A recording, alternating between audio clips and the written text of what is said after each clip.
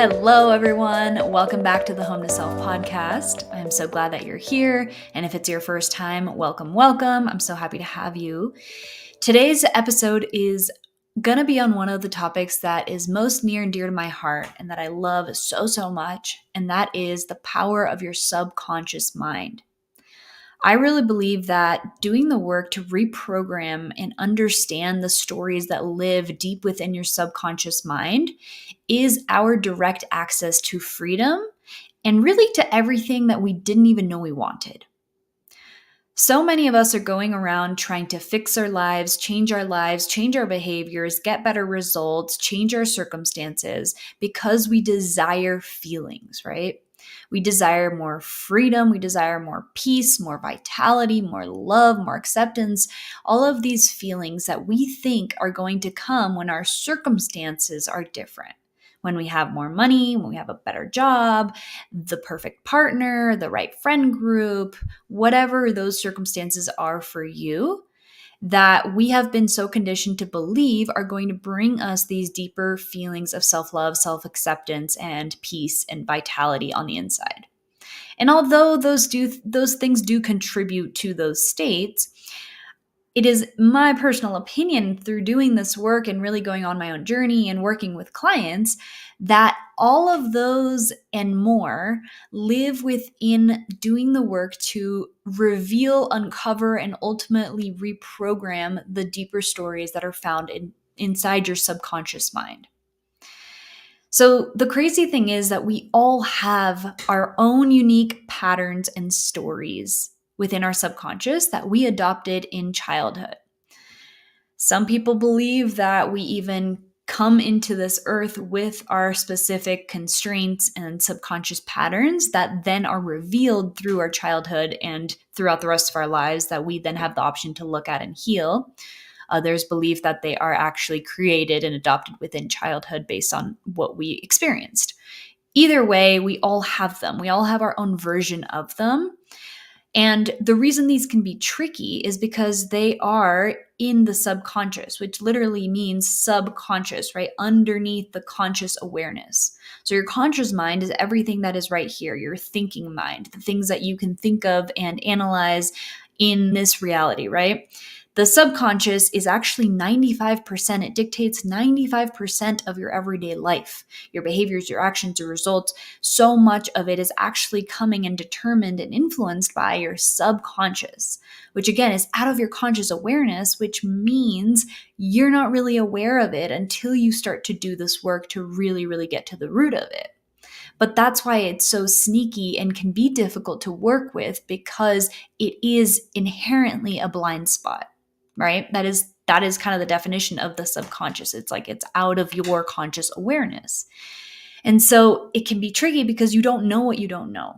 You don't know that you have certain belief systems or certain stories about who you are in this world or how this world operates until you really start to do the self-awareness work or work with someone or life to reveal that and to really become very aware of your own stories that are operating at a deep subconscious level.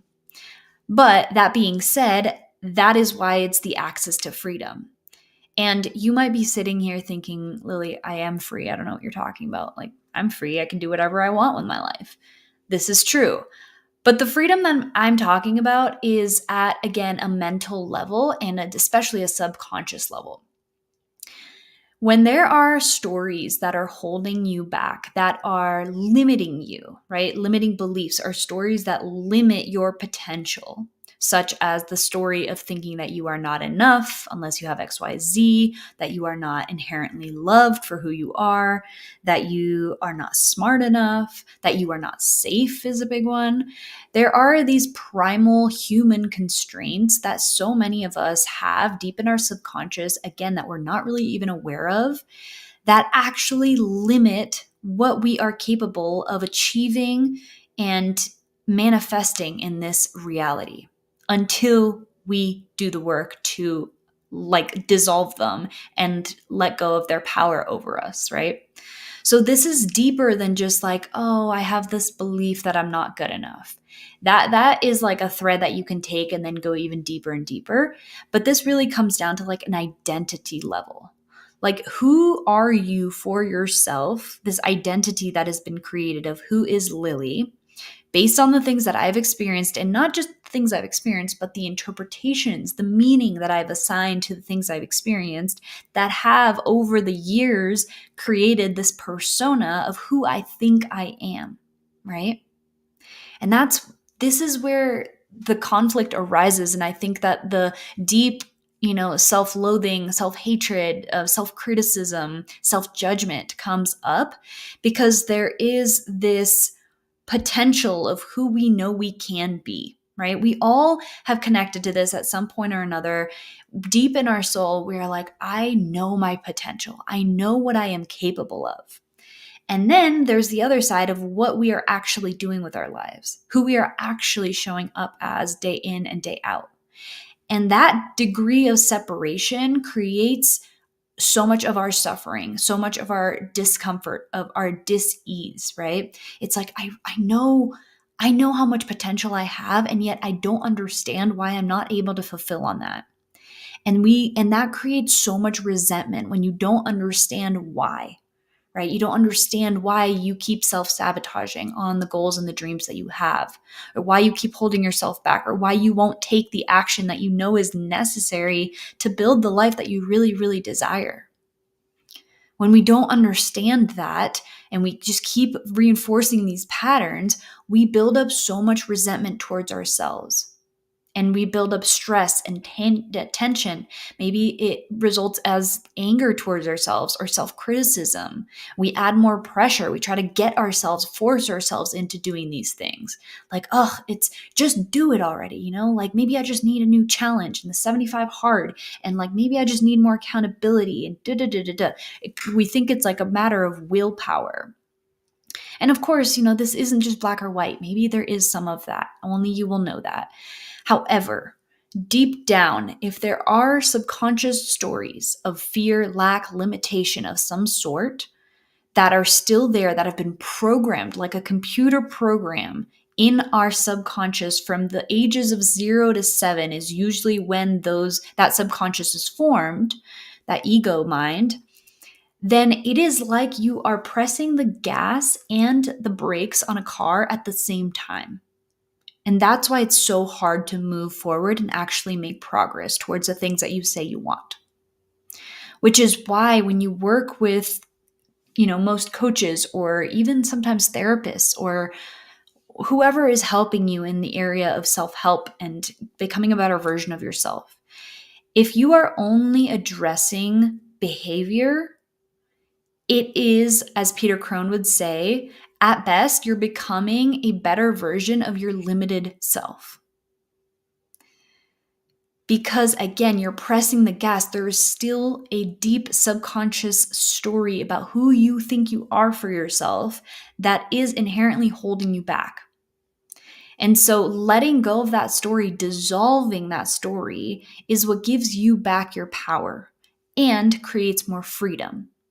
Because when you don't operate from these deeper stories of I am not enough, or the world is unsafe, or, I have to do this to be loved in the world, suddenly you are free to actually fulfill on anything that you desire, on your potential, on goals that you have, on dreams that you have.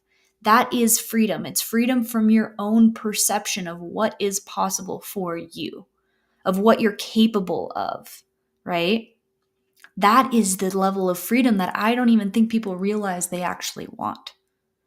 Because we are sold these magic pills, we are sold circumstantial comfort and, goals and achievements, like getting the perfect body and the job and the money and the partner. And like we are so conditioned to believe that that is what we want. And it's okay to want that. Those desires are there for a reason. I have them too. But when you dissolve the deeper meaning of like, until I have those things, I'm not going to feel great about myself, or I'm not going to be loved, or I'm not going to be happy, or I'm not going to be okay and safe. Like, that is what we need to look at. because you can have all of those feelings without ever having the circumstances. And that is true freedom. True freedom is when you are totally okay with the way things are. You are at peace. You don't rely on circumstances to make you worthy or to feel loved in this world. And ironically, that is actually your access to the things in the physical that you want, to those circumstances, is you actually feeling totally whole, complete, worthy, loved, safe in this present moment, which again comes when you dissolve these deeper subconscious stories that we adopted in childhood as a way to protect ourselves based on what we experienced, right? So I want to share an analogy with you guys that I learned from Peter Crone that I thought was such a brilliant way to understand this a little bit deeper. So I want you to think of throwing a pebble into a still pond, right? When you throw a pebble into a pond, you get ripples in the water.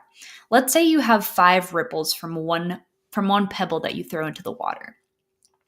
The way most people are trying to change themselves in their lives is by looking at the 5th ripple, right? Let's say there's 5, you're looking at the last ripple, which is in this case going to be your behaviors, right? The things that you are or are not doing. And that's mostly where people are trying to evoke change, is by shifting and manipulating your behaviors so that you automatically get different results in life. And although that does work to a certain degree, it's not the most efficient route, and it's not going to be the route that accesses freedom and long-term success, vitality, health, etc. Because again, you are disregarding the deeper root cause of why that ripple, that 5th ripple, is there to begin with. In order to actually create long-lasting change, we have to look at the root cause, which means looking not at the 5th ripple, not at the 4th, the 3rd, the 2nd, or the 1st, but actually at the pebble that was thrown into the water that created all of the ripples to begin with. And that pebble is the root cause, which in this case are these subconscious constraints that are holding us back.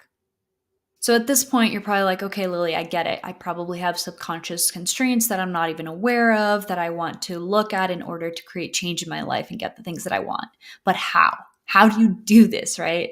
And this is the part that's tricky. This is the part that, takes a little bit of work. This is why it's called the inner work. It's not just like super easy to change, but it is the most worthy journey to actually take and put your effort into. And I'll give you a personal example before I start to break down more of the how. So a subconscious pattern or deep subconscious belief that I have had from my childhood is that I am not inherently safe unless I control my environment, unless I have X amount of money, unless I have these friends and this partner, right? Whatever the circumstances is. But I just believe deep down that I have to get safety from the outside in, that I'm not inherently safe and secure. Security and safety are such a big one for so many people. And it's something that I continue to work through and uncover within myself.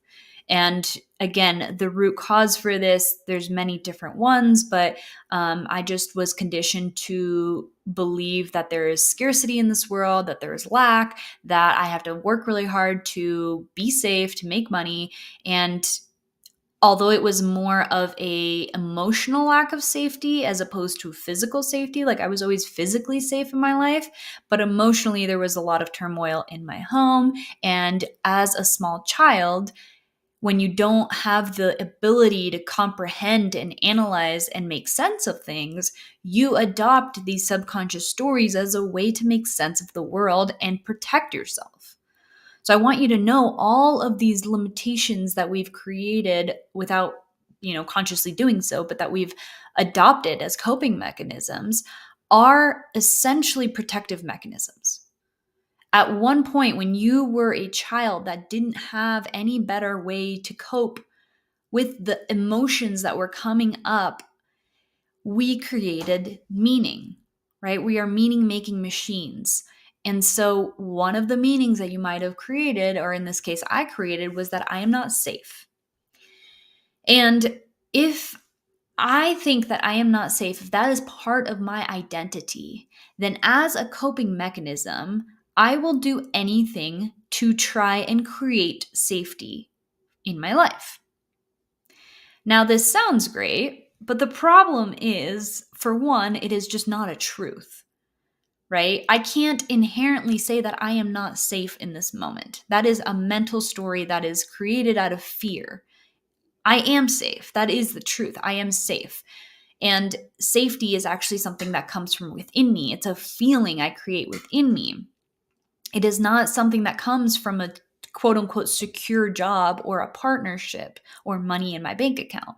Those are things that can be taken away from me at any point. They don't actually relate to safety. It just makes my mind think, because of the story that I have and the conditioning that I have, that now I am safe.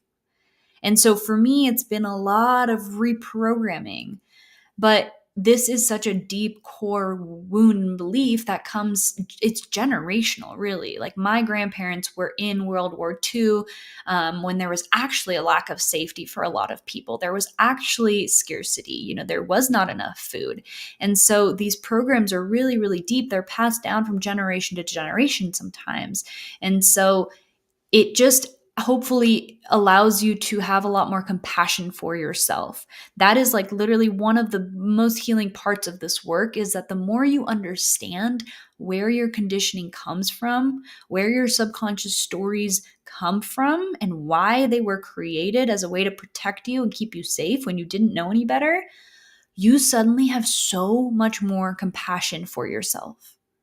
So instead of beating yourself up, criticizing, judging yourself when you self-sabotage, when you realize that you still haven't taken action on the thing you say you want with all your heart, you can actually approach it with so much more compassion, and you can hold yourself through that, knowing that there is an inner child within you.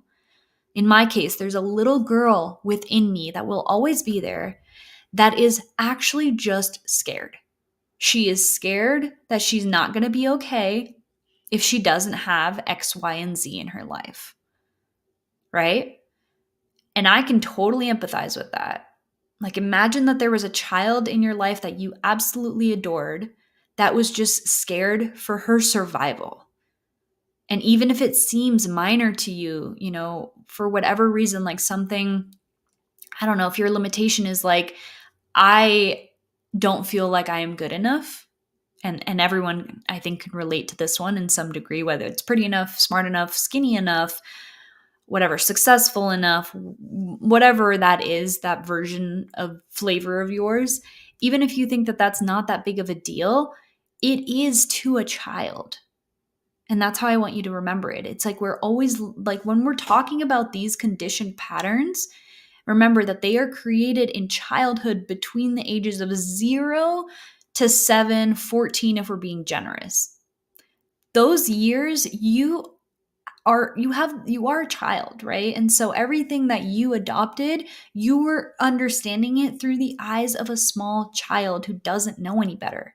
And that's why those programs are so primal and so, yeah, even if they seem silly or not that big of a deal as an adult, when you have all this awareness and this understanding of what life really is and who you actually are and what's real, you have to understand that we're talking about your inner child here.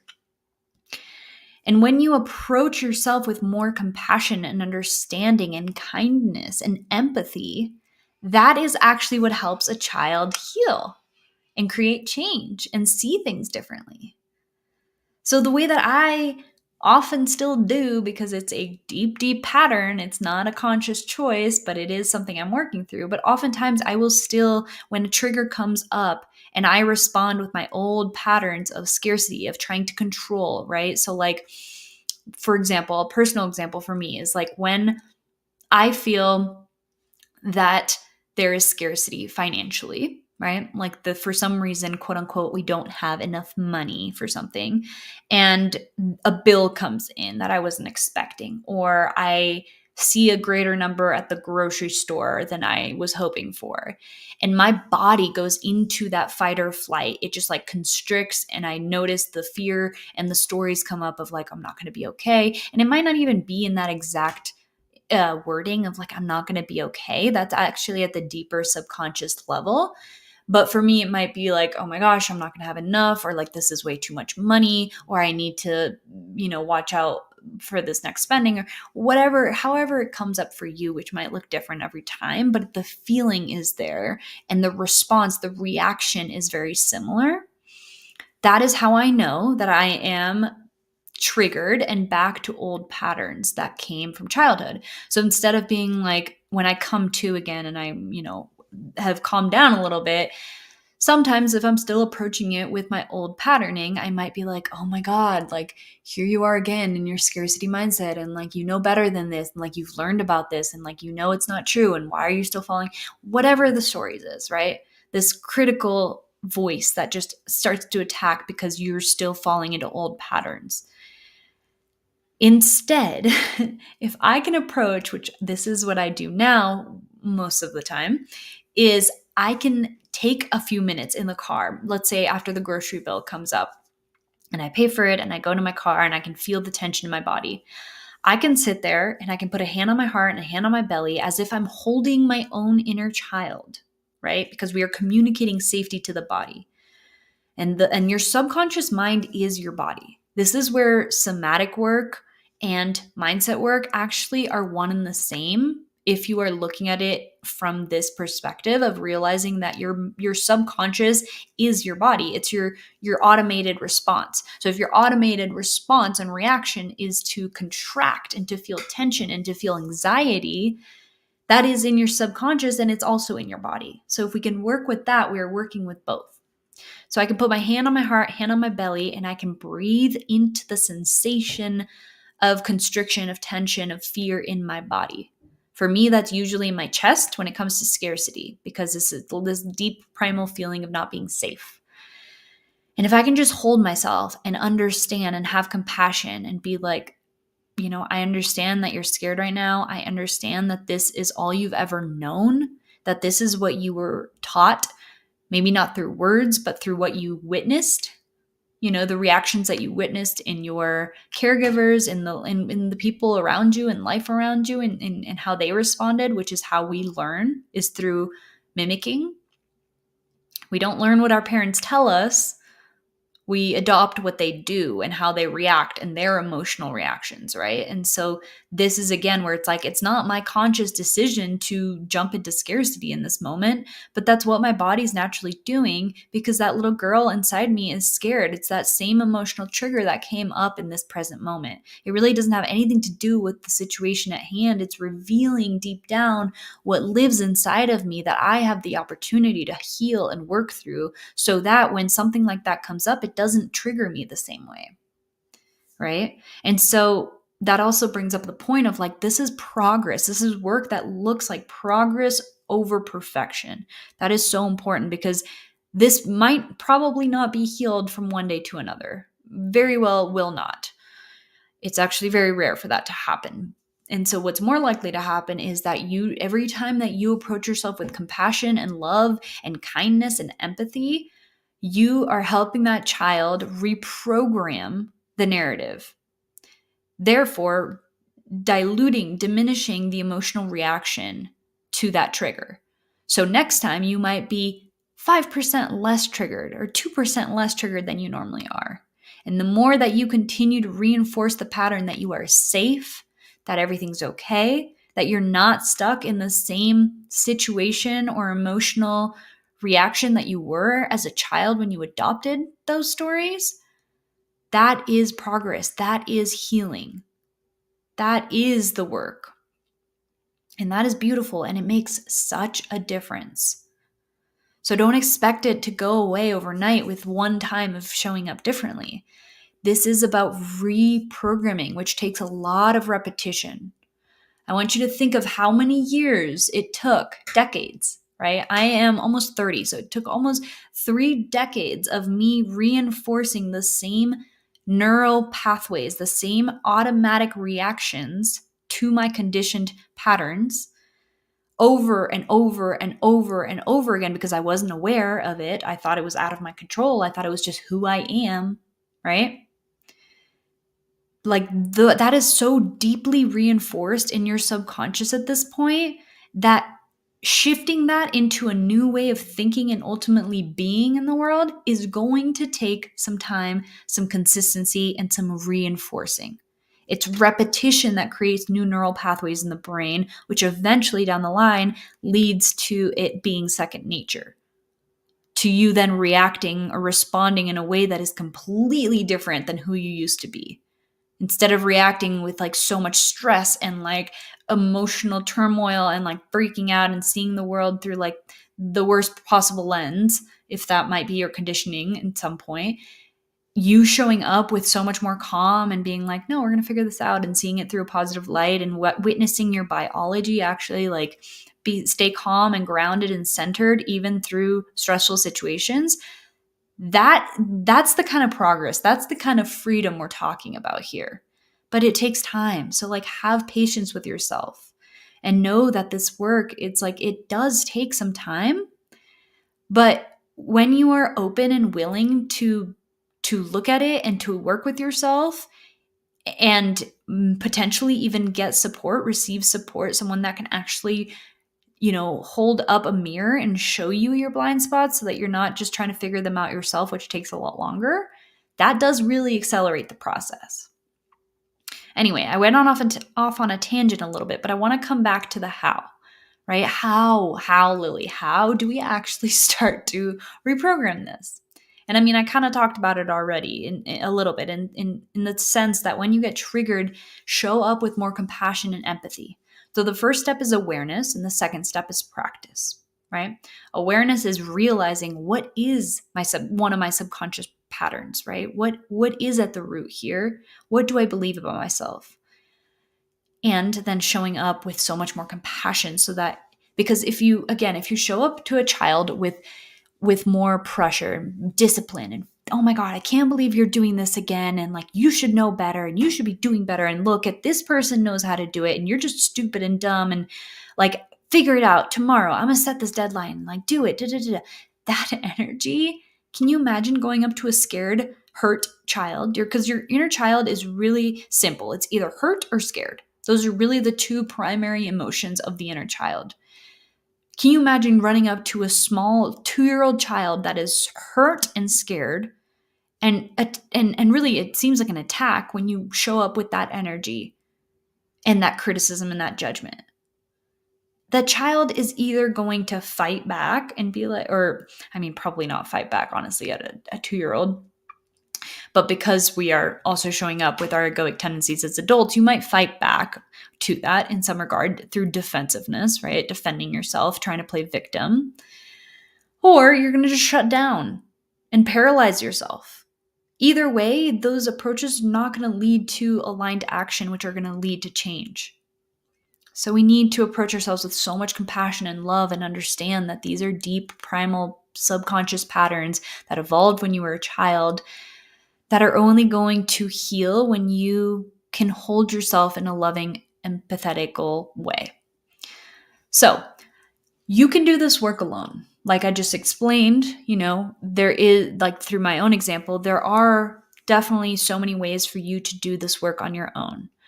And the way to do that is to view life as your teacher, because life is your teacher, right? You are not a victim of this life. As hard as it is sometimes to believe that and to really like take ownership over your life, I get that, because victim mentality is also one of my programs that is so deep. My whole family, I love them, bless them, but it's just such a conditioned way of thinking that like life is out to get them and that they are somehow a victim of life. And again, this is passed on generationally. It's not something we choose. It's just what is, right? But when you start to become aware of it, it does become your responsibility, if you want to be an empowered and free and healthy and happy human, to actually break those cycles. And so knowing that you are not a victim of your life, that life is actually trying to help you, it gives you the access to actually be able to do this work. Because if you think you are a victim, you will never be able to look at your conditioned patterns and create change in your life. So we have to become empowered enough to say, okay, it's not my fault Again, these patterns are subconscious. I didn't adopt them on purpose. It's not my fault that I have self-sabotaged up until now. However, now that I'm aware, I am empowered and responsible to create change slowly, right? To do the best that I can with the information that I now have. And through seeing life as your teacher, your access point to freedom, to recognizing what your subconscious stories and limitations are, is by looking at where you get triggered. Where in life do you get emotionally activated or upset? The way that we normally handle triggers and upset and things that we don't like that make us feel not good is by avoiding them, fighting against them, judging them, or numbing out. And hence, this is where a lot of our coping mechanisms lie, which we look at as the root problem of our lives. Take emotional eating, for example, right? Health was my access point into all of this work, my physical health. And I know it is for so many of you as well. So this is a good analogy, right? So many people come to me because they struggle with emotional eating. They don't understand why they have this pattern of reaching for food when they are triggered, when they're upset, when shit is not going well. And then they guilt themselves. They feel guilty. They feel so much shame. They feel so shitty about themselves after the fact that then they approach it with more shame, more guilt, more criticism, more judgment towards self, and it becomes a vicious cycle. Because again, if you come to a child who is hurt and scared and triggered with that energy of hatred and criticism and judgment, it's that exact energy that caused you to reach for food, comfort in the first place. So now you're creating a vicious loop. Again, you're not doing this consciously, so don't blame yourself. I just want to bring awareness to it because this is your access to freedom. It's not about the food. It is not about the food. It's not about social media being, your coping mechanism. It's not about sex for some people being their coping mechanism. Whatever your coping mechanism is, the way that you learned to emotionally cope with the stress, the tension, the deep feelings of limitation within you that arise when you are triggered and when you're stressed, it's not about that. It's about the deeper subconscious stories. And that's why that is your access to freedom.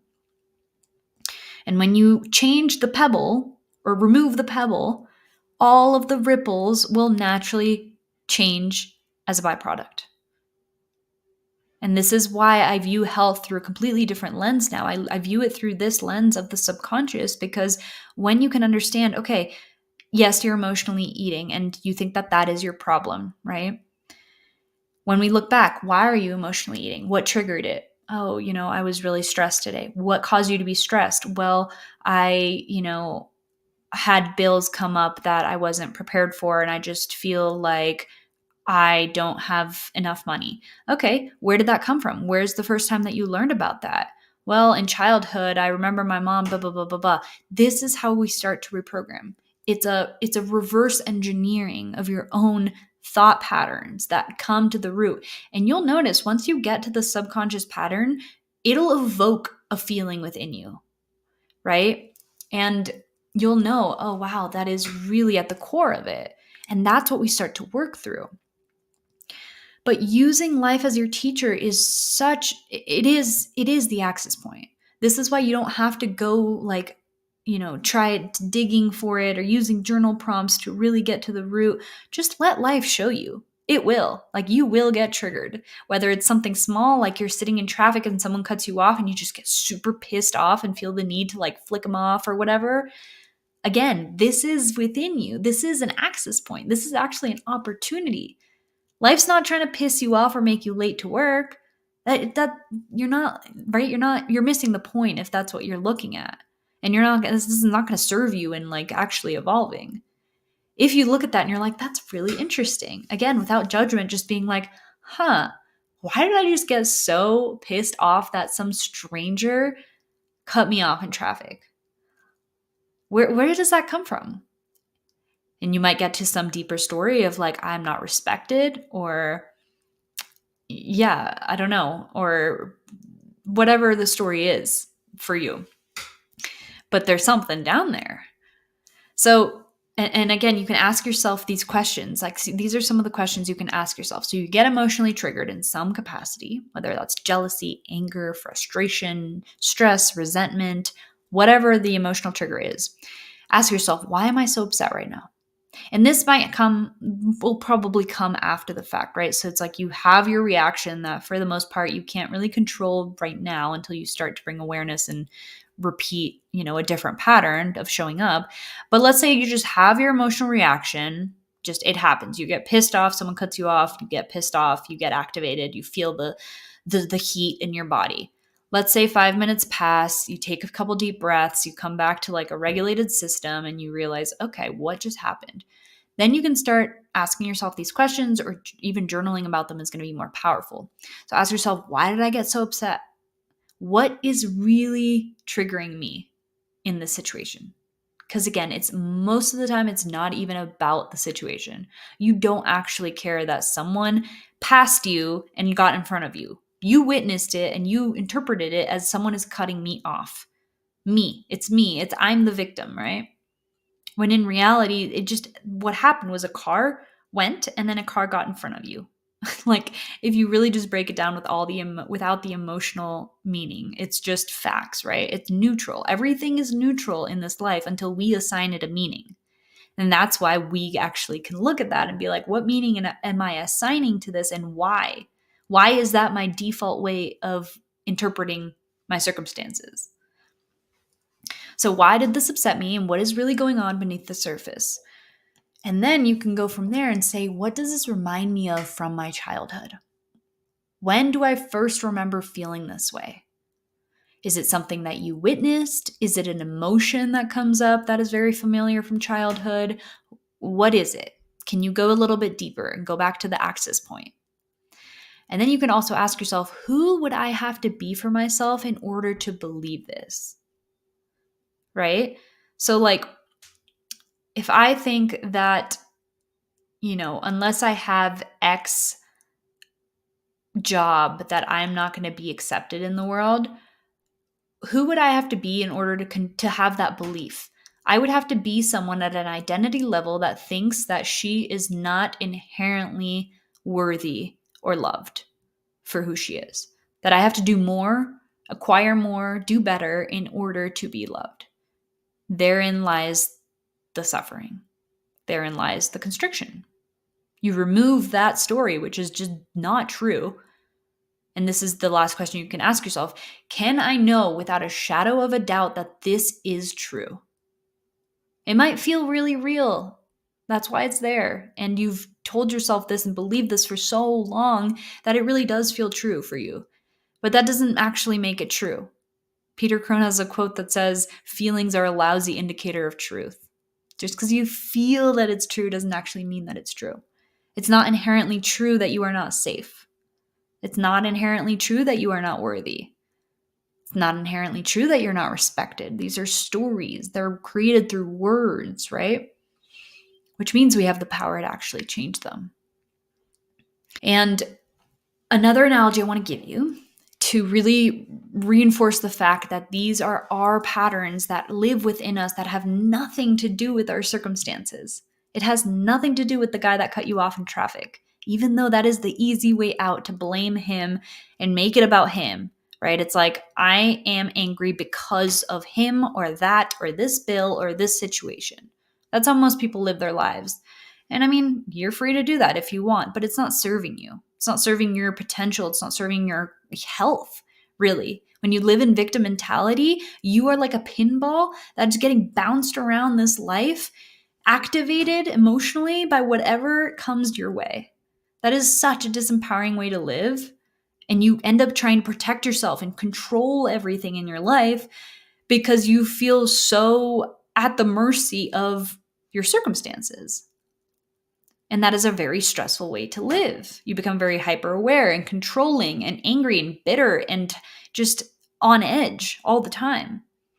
When in reality, you can heal the stories that have been created in your subconscious and recognize that, like, I am the source of my emotions.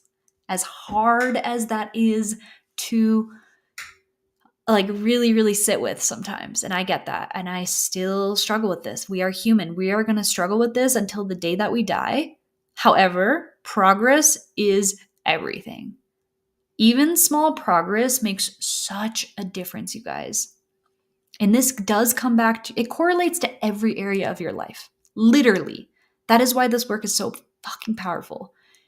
To your health, like we just said, when you are constantly in victim mentality or when you are living from these deeper subconscious constraints of I am not enough, I am not worthy unless I have X, Y, Z, I am not accepted, I don't belong, I am not safe, whatever yours are, that again, you might not even be aware of yet, that creates a constant feeling that you need to do more or be more in this world. And that's why you can't sit still. That's why it's never enough. That's why you don't show up the way you want to.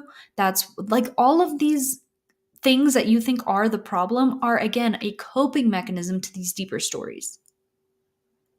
And then your health gets better when you're more at peace with where you are and who you are and recognize the truth, which is that you are loved and you are love and you are free and that you're safe and all of these truths that are just inherently true because you are a living, breathing human and you're actually a soul. You're not even the body that you think you are and you're not the stories that you've inherited. It takes a little bit of practice, but like that is truly who you are at a soul level. Right? And so that cascades ease and peace and health through your body. Because when the body is calm, then the body can do what it does best, which is healing. And it's like these stories that we have in our subconscious are like a kink in a hose that's running. And then we're like, oh my God, I don't understand why there isn't so much water pressure coming out. Right? And we try to like fix, instead of looking at the hose, I don't know, we're trying to mess with the water pressure or whatever. Instead, it's like, okay, if you dekink, it's not even a word, if you dekink the hose, the water naturally flows through the way that it always has wanted to. You can think of it the same with your vitality, with your health. And of course, with relationships, it's going to be the same because you're going to show up more authentically. You're not going to try to control your partner. You're not going to overthink everything. And you're just going to allow it to be. You're going to be so much more chill. And you're going to remember you're going to like be inherently worthy, which means you're not going to settle for anything less. You're not going to allow yourself to be disrespected. You're going to call in people who are matching your vibration. It really does help everything, even in career. Like when you actually truly connect to who you are and let go of the stories that you're not enough or that you have to work really hard to get money or that you can't do what you love and make money or whatever the programs are, suddenly you are free to do whatever you want. And you're still going to have personal preference. That's the point, right? You can have your desires, your goals. It doesn't mean you're going to become passive and like just surrender to everything. You're just surrendering the fight internally because you're no longer operating from lack or insecurity or scarcity. Okay, I kind of went on a tangent. I tend to do that, but let me come back. So, where am I? Okay, I wanted to explain the analogy for why this is actually yours to deal with, always ours to deal with, right? Not a problem of something or someone out there.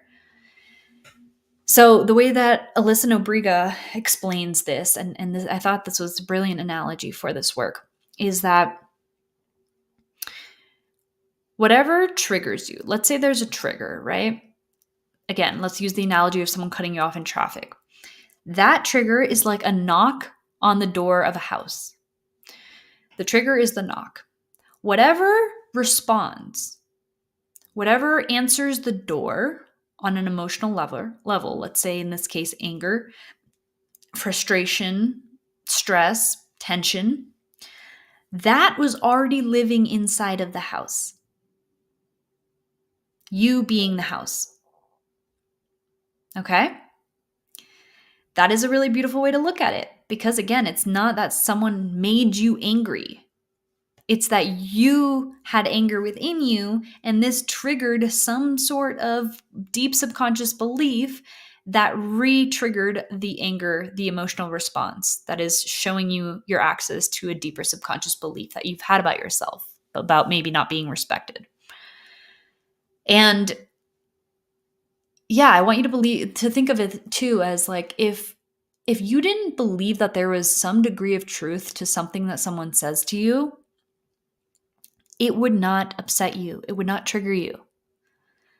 Let's say that you have brown hair, like I do, and someone came up to you on the street and was like, I hate your purple hair. It is so ugly. You would be like, the fuck? You would be really confused. You might even laugh. You might think that they're just crazy or on something, but you wouldn't get like emotionally triggered and defensive and upset because you know you don't have purple hair. It's like silly to think about, but it goes the same way. If someone says that you're super controlling or you're bossy and you believe that to be true to some degree, you're going to try to defend yourself. You're going to get upset. You're going to get angry, right? If you don't believe that to be true, you're going to be like, okay, I'm sorry you believe that, but like I'm not. So I'm just going to go on with my day now. And this is what I mean. It lives within us. And that, again, it's a really hard pill to swallow sometimes. I get it. And have compassion for yourself because this is not easy work. It's not easy to look at this. It's not easy to take responsibility. But responsibility is not blame.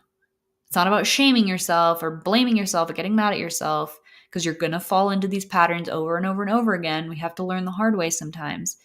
But it is about awareness and noticing and being like, okay, I want to be a bigger human being so that I can free myself and my lineage and my children to come from these same generational patterns and actually just show up with more responsibility. And this may look like, especially at the beginning, when you first start doing this work. I mean, I'm a few years into this and this is still how I go about it sometimes. It's like, I have the reaction in the moment. Like, for example, if I'm late to something, like late to the airport, let's say, that for some reason that when there's a really stressful situation and it requires like me getting somewhere on time, I get stressed really easily. And that is a deep subconscious pattern, again, for whatever reason. And where was I going with this? Oh, so I might have the reaction in the moment of like getting stressed and annoyed and frustrated and like running around and passive aggressive or whatever my response is. That is just, deep in me. I might notice now that I'm in that maybe 10 minutes, 15 minutes after I have responded that way. Sometimes it's even quicker. And this is again where the progress is. You might have the reaction and it's okay. Like, know that you are human and like it's deeply ingrained. And you're going to start to close the gap of how quickly you are able to bounce back from it and shift the way that you are responding. Does that make sense? So now it might be 5, 10, 15 minutes instead of like letting it fuck up my whole day. Some people even like let a trigger go on for months and then it becomes like a state of being, like depression or like chronic anxiety or things like this. But anyway, I'm totally getting off track. I might respond much quicker now, calm myself and know like, okay, what do I need in this moment? I might need to go sit down and take 5 breaths for myself. I might need a hug from my partner. I might need to just like chill. I don't know what it is, but I need to respond to the reaction emotionally that's happening in my body first. And then when I've calmed down again, that's when I can use it as information to actually go deeper. So again, it's in you. Use your triggers as teachers. They are teachers. This life is about spiritual evolution, not about circumstantial comfort. That is another quote from Peter Crone. And it is game changer because it allows you to view your life as like, okay, life is trying to teach me something about myself. It's trying to show me a part of me that has not been fully integrated and healed and looked at and felt. And therefore it is still coming up as a trigger, as an inner child wound. And instead of me just constantly working hard and fighting towards getting the things that I want in this life, the money, the partner, the job, the house, the car, that I think are going to bring me peace and happiness and everything that I desire in this life, I can recognize that this life is actually just about me becoming a more authentic, free, healthy, peaceful, calm version of myself.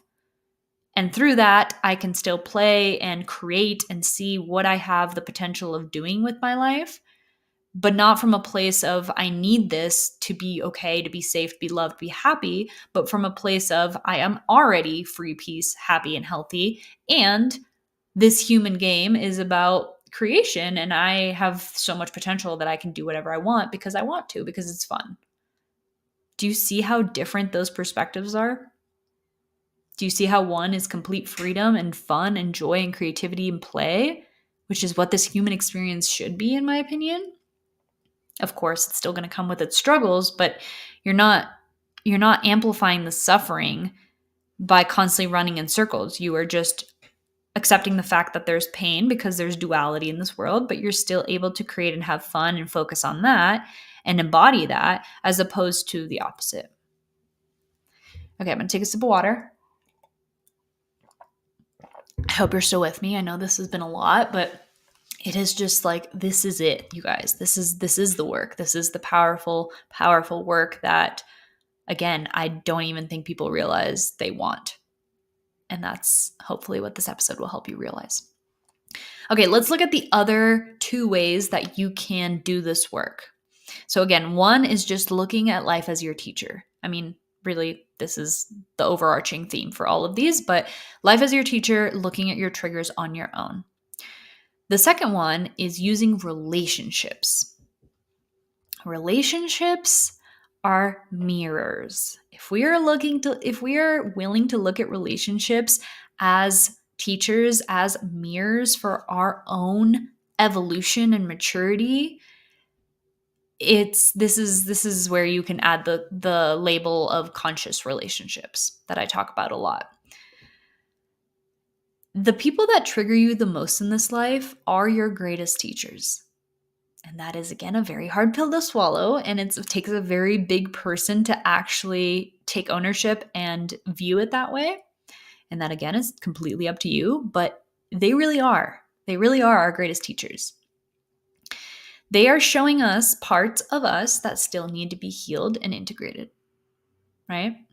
So if there's a part of me that feels like she is not worthy exactly as she is, and I have that come up as a trigger within my romantic relationship, I can either play victim and blame it on the other person for not doing enough or not, loving me the right way or not saying the right things. And therefore I am sad and, feeling shitty about myself. Or I can take responsibility and say, what did this trigger inside of me? What is the story I'm telling myself? What part of me doesn't already feel worthy? And how can I hold myself through that and remind myself of my own worth? Because you can. Insourcing your power, your healing, is your access to freedom. Knowing that you have everything you need and learning how to become your own support system is truly life-changing. It is what's going to help you heal and grow. And ironically, the more that you do that work with yourself and remember your wholeness and your worth and your okayness exactly as you are, and you show up with that energy to a relationship, that's where you can actually have a healthy relationship and a really beautiful, deep one that's really intimate and allows you guys both to grow together, which is what I feel Austin and I have done really beautifully over the years. We've been together for almost 10 years, married for 6, and yeah, it's been such a blessing, and I have learned so much from that man. He has truly been my greatest teacher and continues to be, which is also why he's one of the people that triggers me the most. And he knows that, and I trigger him too, because we are opposites in many, many ways. We have opposite triggers and wounds, and yeah, we are meant to do this life together to help each other evolve. And through that, it is so beautiful what is possible. It really is, because suddenly you don't view your partner as the cause of your pain and your suffering and your discomfort, but you view them as a teacher And you become really grateful. Like, thank you for triggering me in this way so that I could actually look at this in myself and heal it so that it doesn't keep coming up. This is why triggers so often continue to show up in different ways. And people will see this so much in relationships, right? They jump from one partner to the other, and it's the same dynamics, but with different people. If that is happening anywhere in your life, you best believe that that is life trying desperately to show you, to wake you up to something within you that you can still heal and move past so that you break that cycle and finally attract a situation and a partner where that is no longer the case, right? But if you keep blaming the other person, you're just going to keep moving from relationship to relationship to relationship without ever actually fixing anything. And again, this is really hard to look at. But if you have a partner who's willing to do this work with you, it is so beautiful. And even if you don't, it starts with you. It does not mean just because they're not willing to, it does not mean that you can't start. You can. And in fact, it does start with you. And oftentimes our partners will mirror us because they're inspired by the change that they see and not because we tell them or try to convince them that they should change. That usually does not work, you guys. It doesn't. So just start with yourself. Let life teach you through your relationships, your job, your health, everything. Let life teach you and focus on yourself, and you will watch how it influences everything and everyone around you. Okay, back to relationships real quick, because this is such a huge one. And this is why I think a lot of people struggle within relationships, especially romantic relationships, long-term ones, because we thinking that we are the victim and that they are doing something wrong, we end up trying to change them. And the more that you try to change your partner or point out their flaws, the less that relationship is going to work out. Truly. If you allow them to be a mirror for you, and it doesn't mean you have to tolerate disrespect or tolerate abuse of any kind, it does not mean that at all. You need to know what feels good and what doesn't. And if someone is not respecting you or hurting you or abusing you in whatever fashion, then let this be your sign to love yourself enough to walk away from that. And then you can look at, what in me attracted someone who doesn't respect me? Do I respect myself? Right? Those are the deeper questions that are important to look at after the fact, but do whatever you need to do to stay safe and honor your intuition. Your intuition knows best, right? However, if it is someone who does respect you and does honor you and still triggers you, that's a great learning opportunity. That doesn't mean it's the wrong relationship. That does not mean, I get this a lot. It's like, oh, I thought, if I was with the right person, quote unquote, I wouldn't get triggered, that they wouldn't hurt my feelings. And that's not true. They're not, this is the shift again. They aren't the ones hurting your feelings. It is your triggers. It is your interpretation. It is your deeper subconscious stories that are causing your hurt. They just said something. They said words. And it might have not been the greatest thing in the world. I understand that. And, you have to communicate that. That's part of the deal. However, it is something to look at. That was already in the house. The hurt was already in the house. And this is your access to freedom. So look at that. Because you are worthy. You are worthy of looking at these patterns and letting go of that so you don't feel hurt every time that your partner does something and that wasn't probably even intentionally to hurt you. That is the thing. So many people are out here getting hurt. Again, that pinball getting slammed around by everything that anyone says because they take things so personally because there's still something within them that feels like life is out to get them or something. Everyone is dealing with their own shit. And it gets projected onto other people. So most of the time, what your partner or someone else is saying, or even someone at the grocery store that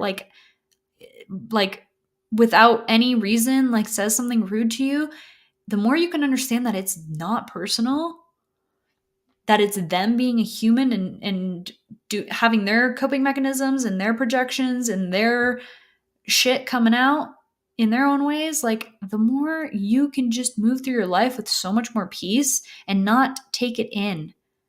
So with that said, I just want to go back to my personal or my relationship with Austin as to show you guys an example of this, right? So the things that trigger me in Austin, I try my best to look at myself once I've calmed down and be like, what did this trigger within me?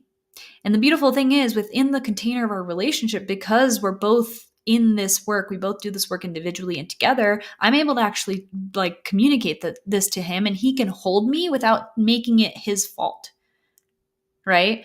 And the way to do this is to go up to your partner and say, I felt hurt because when you said this, and their opportunity is to hold space for you emotionally, for you to have your feelings and have your perspective and try to actually meet you there. Try to understand, like, oh, like, yeah, you learned this in childhood, or you have this belief, or even if you don't know, like, it's okay that you feel this way. Like, it wasn't my intention to hurt you, but I can hold space for that part of you. Like, it's okay for you to feel that.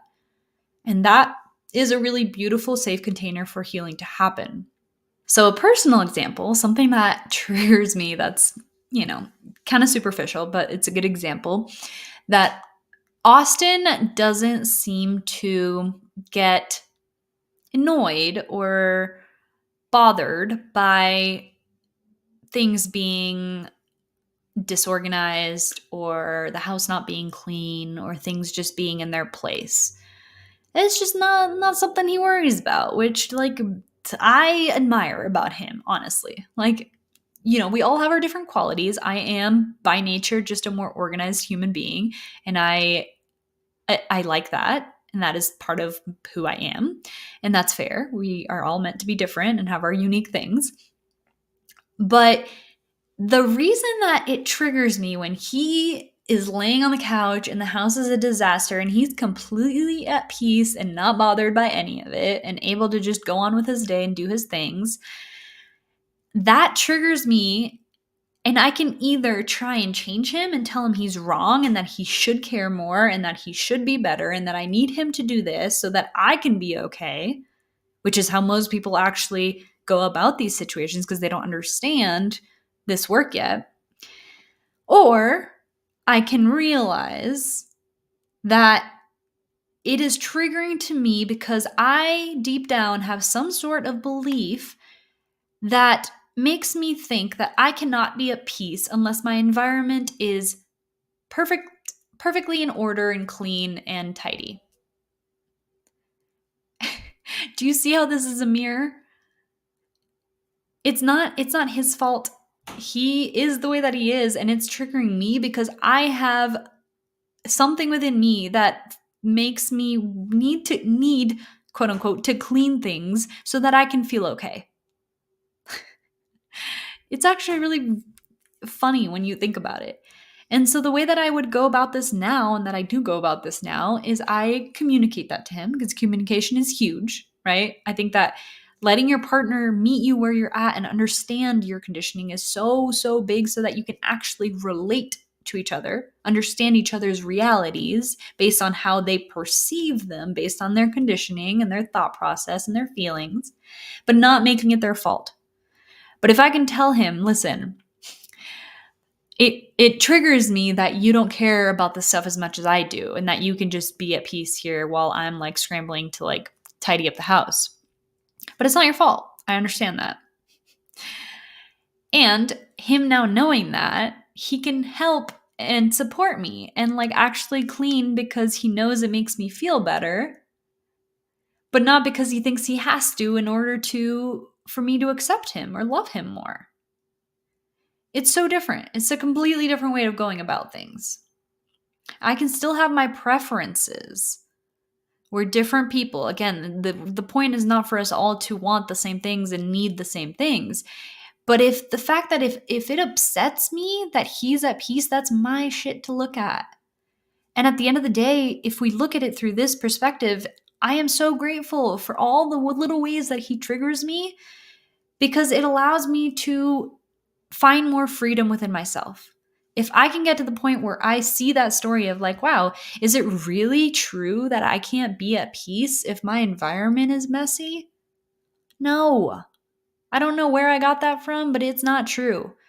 And it's doing a disservice to me because it causes me to be in stress and do things because I think I have to. Like, ugh, I'm so annoyed that I have to clean up this house when all I want to do is rest. No one is holding a gun to my head saying that I have to clean this house right now. It is my own mind, my own subconscious stories that have convinced me that that is a thing. Hence, my lack of freedom coming from me, coming from my subconscious. Now, when I do that and I do this work and I get to the root of it, I can sigh and your body language literally will respond to what your mind is thinking always. So pay attention to that too. I can sit my butt on the couch, even if the house is a disaster, and I can rest if that's what I need to. And the responsibilities can be handled a little bit later and nothing's gonna go to shit. It's our own stuff, you guys. It really is. And as hard as it is, it's also like the most liberating and beautiful thing in the world. Because nothing outside of you is going to bring you peace, fulfillment, self-love, happiness, health. It can support you, and it definitely, that's a huge part of it. But you are the source of all those things. Not just the source, but like you are those things you're looking for. And there are just stories and subconscious blocks in the way that stop you from realizing that that is truth. And that's what we're undoing in this work. We're undoing the mental knots that are in the way, which is also funny because it's not just KNOTS, like a knot, like a rope in your mind, but it's also the knot of story, NOT, of like, because most of these stories and constraints are in the realm of negation of self, which means like I am not something, which inherently you are. Like I am not loved, but you are, because you are a breathing, living human being, and that inherently means like you are loved, right? Like a baby that comes into this world, they don't have to do absolutely anything to be loved. They just are loved for being alive, for being a precious miracle of a human. You are that baby. You just have adopted stories because of things that have happened and how you've interpreted them that make you think that you are not and that you have to do something more to be loved. So that story of I am not loved is what we are removing, which is also like a knot in your mind. So anyway, just a fun thing. But yeah, that is my little example within my relationship. So relationships can be such beautiful teachers. And if you start looking at them this way, not just romantic relationships, but relationships to everything, we know ourselves in by means of relating to this life. The way that you relate to money, the way that you relate to, the friends that you have, or your partner, or your habits, or your beliefs, or your parents, or whatever it is, yourself. It's all by relationship, because we can't know ourselves unless it is by contrast, by seeing something else and recognizing what we are or think we are not. The last and probably most profound way, if I do say so myself, of working through these subconscious stories and accessing more freedom is through mentorship or coaching or therapy or some sort of container where someone is literally committed to being a mirror for you. Again, these are blind spots for a reason. They're in your subconscious, meaning you cannot see them. It's like driving in a car. You can't see your blind spots, but someone else can from the outside.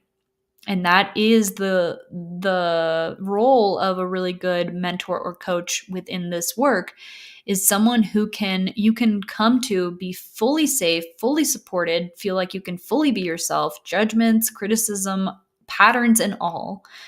Because they know that you're human and they have their own patterns, and we understand this work. It's like, I think that the people who understand this work are the least judgmental, the most safe, because they understand what it is to be human, and they work with these patterns all day long. So there's really nothing to hide. There's nothing to be shameful of. There's just a lot of love and acceptance and compassion.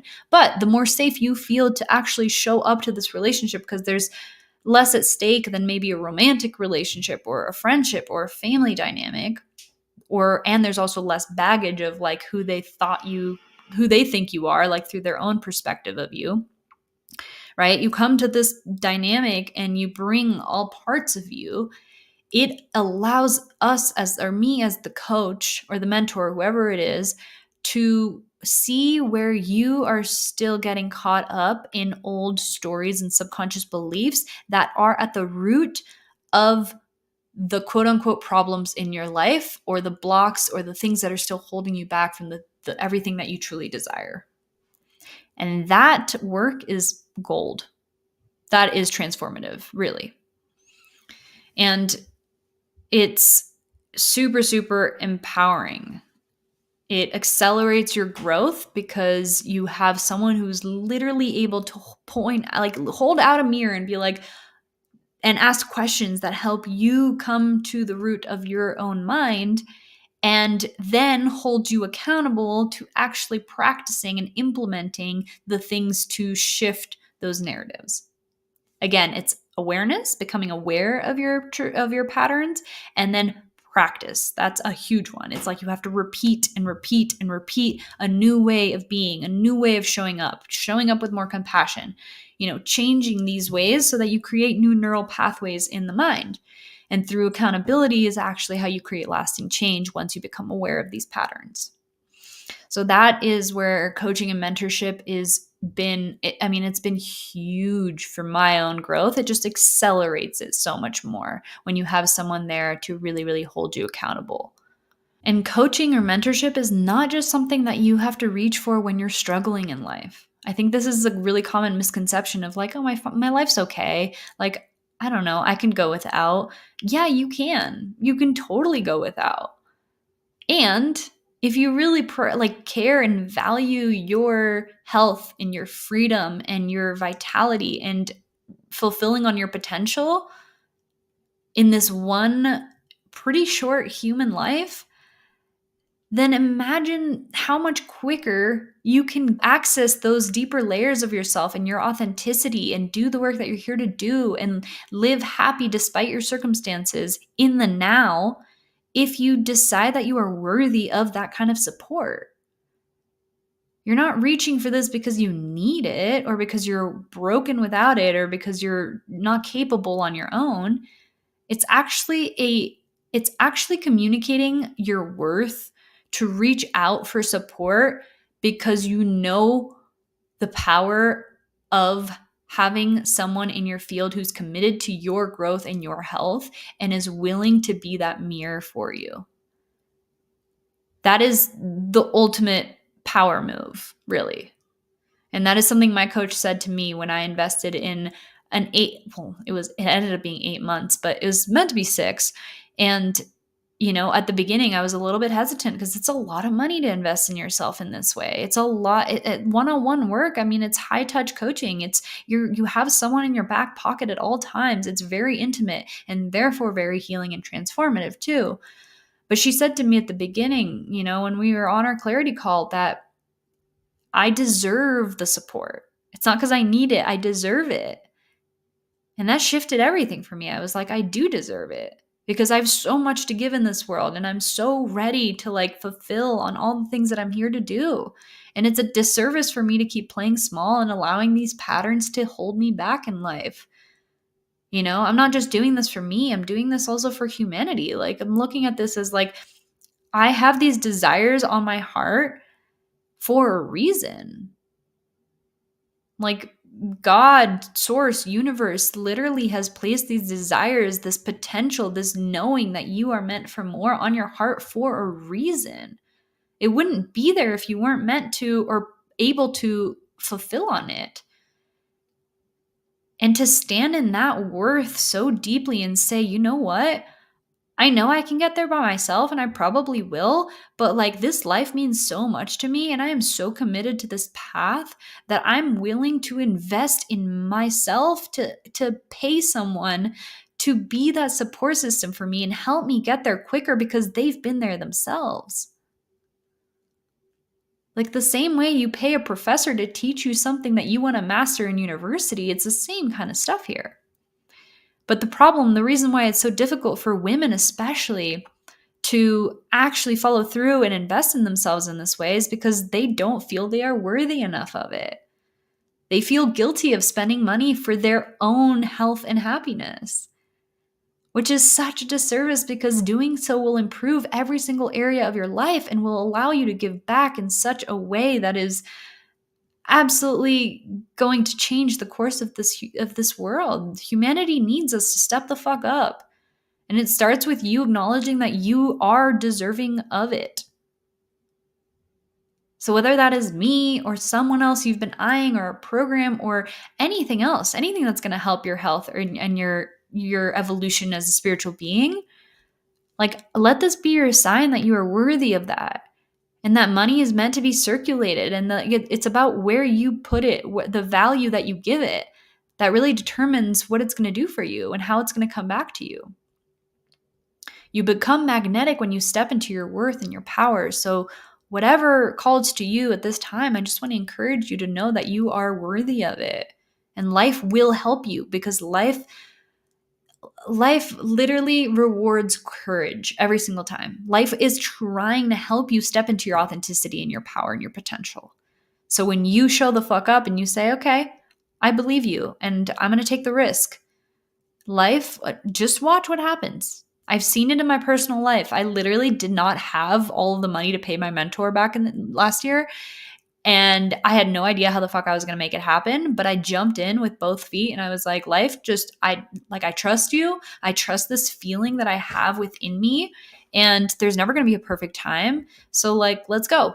And within 3 months, I had a large sum of money literally fall into my lap that I could have never predicted from a sale that my mom literally sold a condo back in Costa Rica.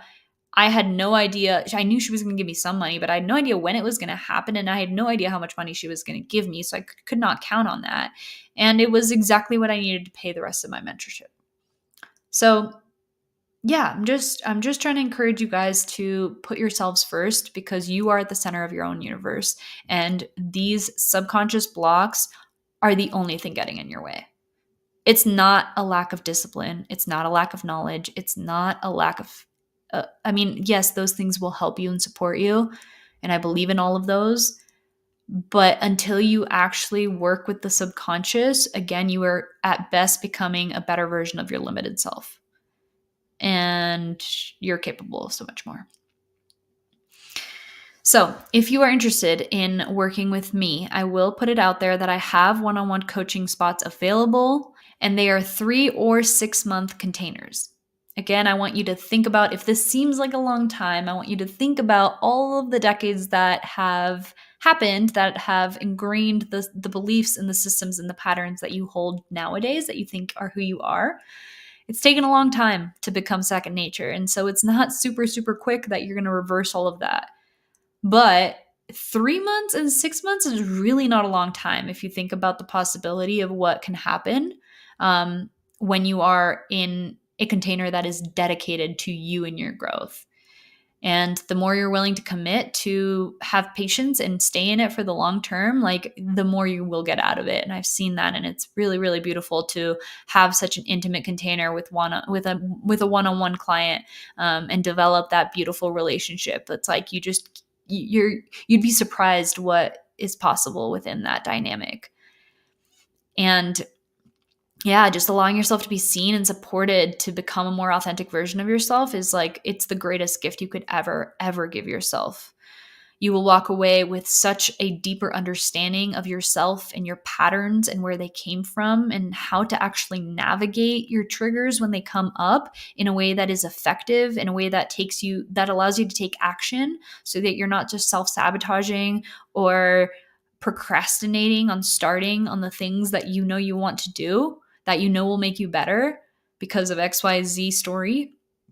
You'll acquire a whole toolbox of information and tools and practices that are really going to help you stay grounded and regulated when shit hits the fan, which is bound to happen. You're a human in this body, in this life. Like, shit's not always going to go your way. And knowing how to actually move through that in a way that is going to maintain your health and influence your spiritual evolution in a good way, and not just let you be an emotional pinball based on circumstances, like, it's game changing, you guys. And these are tools you're going to have for the rest of your life if you choose to implement them. You'll find so much peace and freedom despite your circumstances. That's the beauty of this work. It does not require you to go to the gym for 6 months and then you can be happy. It doesn't require you to find the partner so that then you can feel loved. It doesn't require you to make a shit ton of money so that you can feel worthy. Those are all accessible here and now if you get rid of the stories that are blocking them. And then you become a magnet for all of those things. Because manifestation and creating the circumstances you want is all about matching the worth of the thing that you're calling in. That's why someone who feels really fucking worthy, even if it's like you have no reason, like from the outside looking in, let's say they're super, I don't know, super wealthy in what they do, and you're like, they're not even that good at it, or whatever your trigger is. But let's say that is maybe the case on paper, but their worth, because they believe in it, and they're they're magnetic to it because they actually are resonating in that frequency of that worth. And so that's why it's able to come to you with so much more ease. Your health falls into place. Your relationships are suddenly so much more intimate and meaningful and powerful. You feel so much more purpose-driven.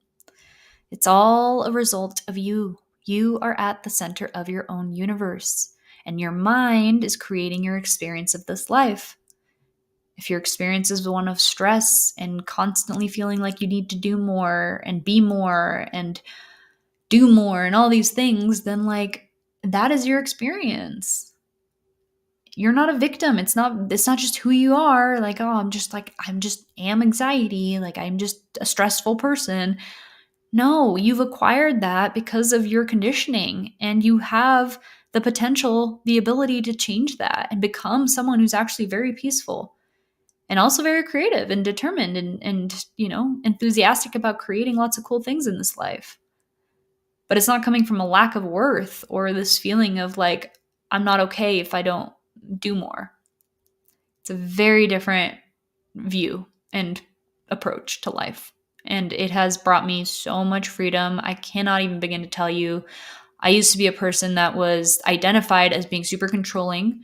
People used to call me, oh my gosh, this was such a pain point for me. But in middle school, people used to call me, they would be like, okay, mom, or like tell me that I'm really bossy. And I hated that about myself. But I thought it was just who I am. Like, and so if you with that mentality, I was like constantly trying to change it and hide it. And I would get super defensive when that came up because I didn't like that. I didn't think, like deep down, that's not who I am. No one's just a controlling person.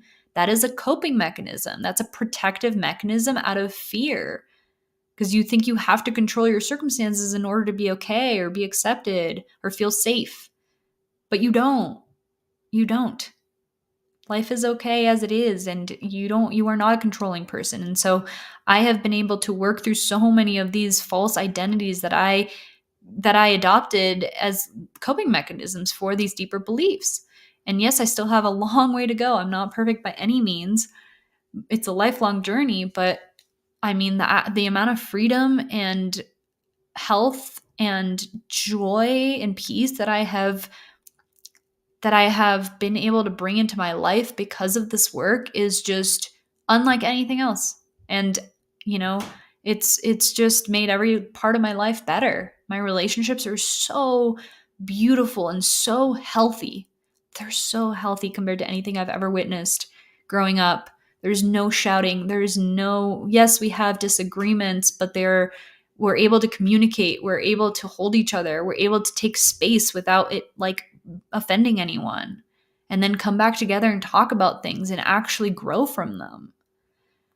I have a beautiful community of friends, of people who are also, committed to this work. And it's not because I like had to go out and seek them. It happened naturally because I became a magnet for it.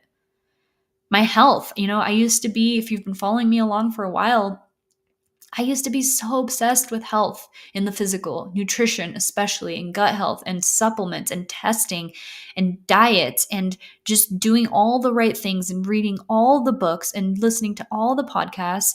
And I was doing all the right things on paper and more. Like, if you would have looked at what I was doing, you'd have been like, wow, you're like a really healthy person. And yet, my body was struggling.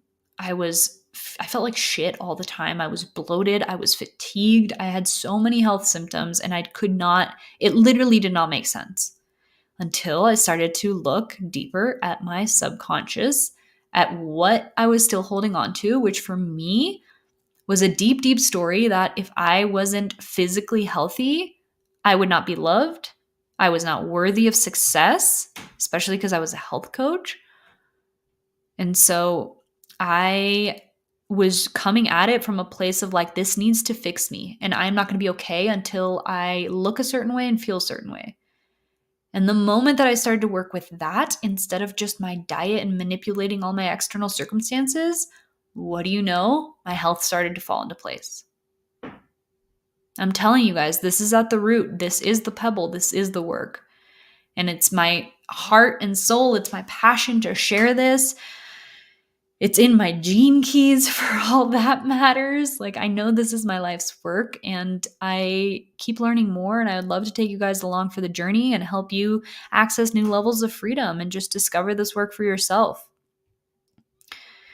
So if you are interested, I'm going to leave the link in the show notes below to apply. It's a really quick questionnaire just to answer a couple questions, and then we'll jump on a free call and we'll get to know each other and see if this is a good fit and see how I can support you and what would work best for you. And if it's not me, then I hope it's someone else, but I just want you to know that you are worthy of any support that feels true and in alignment for you. And know that there's going to be fear. It's something new. It's a risk. It's always a risk, but it's also a risk to not do anything when you have a calling to do something. That is probably the scariest thing of all, because time is ticking. You're not getting any younger, and like, life can always get better. Your life does not have to be in the shitter in order to reach out for support. Seriously, we're not meant to do this alone. And there's people who have gone through the depths already that can avoid you and that can help you prevent a lot of just discomfort and pain and struggle because they've been there and they get it.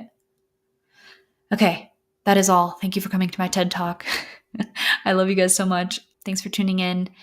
Oh, and one thing I'll say is that if you are enjoying the show, please consider leaving a rating and review. It would mean the absolute world to me. I always forget to say that, but it's the way that you can give back and show your support, and help me know that I'm helping you. That would mean the world to me. That is my only ask. All right, I love you guys. Bye.